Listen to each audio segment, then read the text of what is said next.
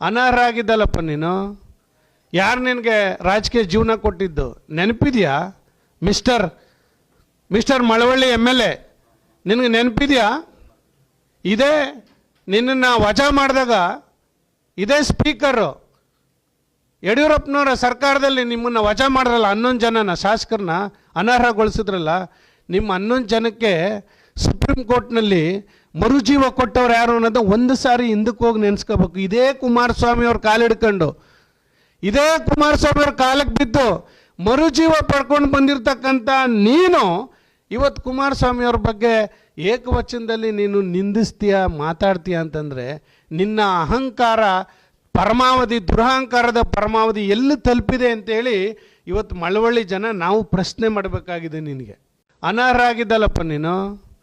ಯಾರು ನಿನಗೆ ರಾಜಕೀಯ ಜೀವನ ಕೊಟ್ಟಿದ್ದು ನೆನಪಿದೆಯಾ? ಮಿಸ್ಟರ್ ಮಳವಳ್ಳಿ MLA ನಿನಗೆ ನೆನಪಿದೆಯಾ?